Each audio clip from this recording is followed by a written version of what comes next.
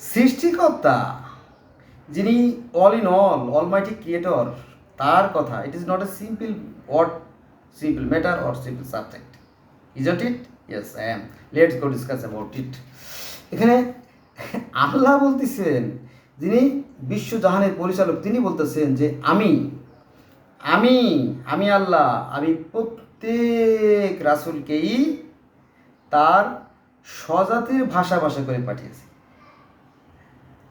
আল্লাহ বলতেছে আমি প্রত্যেক রাসূলকেই, প্রত্যেককে তার স্বজাতির নিজ ভাষায় পাঠিয়েছি। কেন তার নিজ ভাষায় পাঠালাম? তাদের কাছে যাতে পরিষ্কারভাবে ব্যাখ্যা করতে পারে। সুন্দর না? সুন্দর, অতি উত্তম। এটা আছে আপনার সূরা ইব্রাহিমের 4 নম্বর আয়াতে। আল্লাহ তো ঠিকই বলছেন, কারণ আমার সামনে যদি কেউ চাইনিজে কথা বলে, চ্যাং চুং ট্যাং টুং প্যাং পুং চ্যাং জুং, হ্যাঁ হ্যাং হুং, এটা আমি কিচ্ছু বলবো না, ছাই, আমার বিরক্ত লাগবে না, ছাড় দেবো নাকি থাবো বিয়াদব, চ্যাং চুং প্যাং পুং কী করে কয় না কয়, হ্যাঁ বিরক্ত লাগবে না? আমি তো বুঝি না। আর একজন যদি ইংলিশে কথা বলে, একবার আমি এক চাইনিজ কোম্পানিতে, একটা চাইনিজ কোম্পানির একজন আমাদের দেশীয় এক ভাইয়ের কাছে বললাম যে ভাই, আমার একটা চাকরি দরকার, আমি কম্পিউটার পারি, টাইপ শটান যা যা বলেন সমস্যা নাই, ওদের স্টোর ইনচার্জ হিসেবে আর কি, একজন স্টোর একজন লোক লাগবে। তো ঠিক আছে, আমি তো ওই লোকটা এই বারবার আমার ঘুরোয়, আজ না কাল না বসু, এই স্যারের সাথে কথা বলি, হ্যান ত্যান করতে করতে আমি একদিন অফিসের ভিতরে চলে গেলাম। তো ওই চাইনিজ ভদ্রলোক আমার দেখে ফেলাইছে। Who's he, what he want, মানে সে কে, সে কী চায়। তখন বলো যে she want a job, okay come here, sit down please. হ্যাঁ, তো আমি গেলাম এবং বসলাম, কিন্তু ওর যে চ্যাংসুং কথাবার্তা, বুঝছেন, এটা আমি বলি, কোথায় বলবো বলি, এটা হচ্ছে আপনার আপনার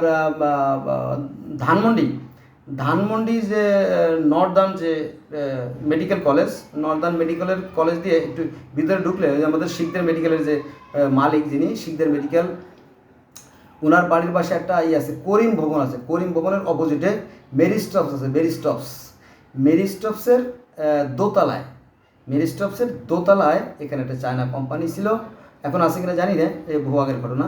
তো আমি ওখানে গেলাম, যাওয়ার পরে যখন ইন্টারভিউ দিচ্ছিলাম, তখন আমিও ইংলিশে উত্তর দিছি, যা বুঝছি তাই দিছি কারণ আমার তো দিতে হবে। হ্যাঁ, তো আমার কথা আমি বলে গেছি, সে কি বলছে আমি জানি, তবে তার যে চ্যাংসুং মার্কা ইংলিশ, সে চ্যাংসুং মার্কা ইংলিশ আমি বুঝি নাই বোঝা গেছে বিষয়টা, এটা কি বিষয়। তো আমি প্রত্যেক রাসূলকেই তার স্বজাতির ভাষাভাষী করে পাঠিয়েছি, তাদের কাছে পরিষ্কারভাবে ব্যাখ্যা করার জন্য। এমনকি আমাদের নবীকেও কিন্তু তার স্বজাতির ভাষায় পাঠানো হয়েছে।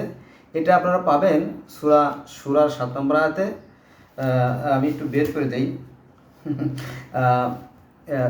দেখেন যে এখানে ক্লিয়ার, এভাবে আমি তোমার প্রতি আরবি ভাষায় কোরআন নাজিল করেছি, নবী মুহাম্মদের উপরে আরবি ভাষায় কোরআন নাজিল করেছি। কেন নাজিল করেছি?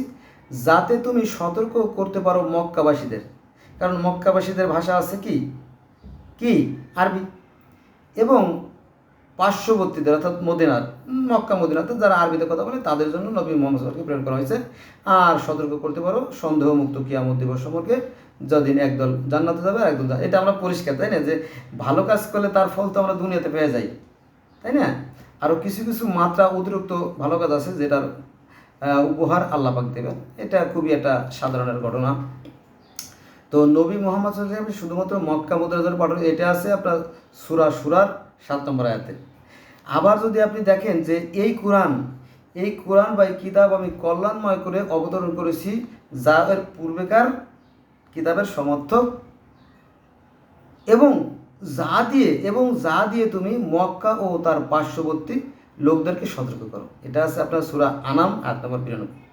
তার মানে কি, সূরার 7 নম্বর আয়াত এবং সূরা আনামের 92 নম্বর আয়াত নির্দেশ করে নবী মুহাম্মদ সাল্লাল্লাহু আলাইহি ওয়াসাল্লাম আরবি ভাষায় প্রেরিত করা হয়েছে। আরেকটা আয়াত বলি, সেটা হচ্ছে যে আমি তোমার ভাষায়, আমি আল্লাহ বলতেছে যে আমি তোমার ভাষায় হে মোহাম্মদ, আমি তোমার ভাষায় কোরআন সহজ করে দিয়েছি। কেন সহজ করে দিয়েছি? যাতে তোমার ওই আরবি ভাষাভাষী লোক যারা আছে তারা বুঝতে পারে। এটা আছে সূরা জাসিয়া আয়াত নম্বর 58। এরকম আরও অনেক আয়াত হয়তো কোরআনে পাবেন। এত আয়াত আমার ঘাটতে বহু সময়ের ব্যাপার বন্ধুরা, এখানে যাবো না। তাহলে আমরা কয়টা পেলাম? সূরা 7 নম্বর আয়াত, সূরা সূরা আনামের 92 নম্বর আয়াত এবং সূরা জাসিয়ার 58 নম্বর আয়াত। আপনারা গুগলে গিয়ে সার্চ দিয়ে বের করে দেখবেন, আমি মিথ্যা বলিনি ভাই। হ্যাঁ, এটা আর কি। তাহলে আল্লাহ পাক এখানে সূরা ইব্রাহিমের 4 নম্বর আয়াতে বলা হচ্ছে যে আমি প্রত্যেক রাসূলকেই তার স্বজাতির ভাষায় পাঠিয়েছি তাদের কাছে পরিষ্কারভাবে ব্যাখ্যা করার জন্য, তাই না? পৃথিবীতে সৃষ্টিকর্তা প্রায় কত 6000-এর মতো ভাষা তৈরি করছেন এবং আদমকে 6000 ভাষা শিক্ষা দিয়েছিলেন হয়তো আল্লাহ পাক, তাই না? এরকম থেকে 6000 কেন, 6000 তো 6000 ভাষা আদমকে শিক্ষা দিলেও কিন্তু নবী তো পাঠাইছেন কত 1,24,000, তাই না? তাহলে 1,24,000 রকমের ভাষা পৃথিবীতে আছে, হয়তো আমরা জানি না, তাই না? অতএব কাজে কাজে, সুতরাং please let's go, we shall never call for the religion. আমার অনুরোধ হলো চলে আমরা ধর্ম নিয়ে বাড়াবাড়ি না করি, আমরা মানুষ হই, মানুষ। আমরা আমরা কিন্তু আসলে মানুষের ঘরে জন্ম নেই, আমরা মানুষের ঘরে মানুষ হয়ে জন্ম নেই। পরে ধর্ম ব্যবসায়ী যারা আছে, ধার্মিক মানে যারা ব্যবসা করে খায়, তারা আমাদের কানে কানে মন্ত্র করে ফু দেয়।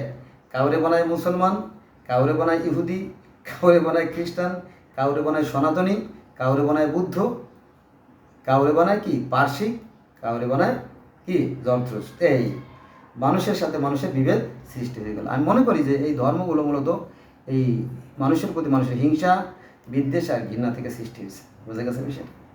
কিন্তু সৃষ্টিকর্তার বিধানে কোনো পরিবর্তন নাই। গোটা পৃথিবীবাসীর জন্য আমাদের একটাই আকাশ, একটাই পৃথিবী, একটাই চাঁদ, একটাই সূর্য, একই অক্সিজেন আমরা ভোগ করি। So let's go, we shall never call for the religion. Thanks a lot for watching my video.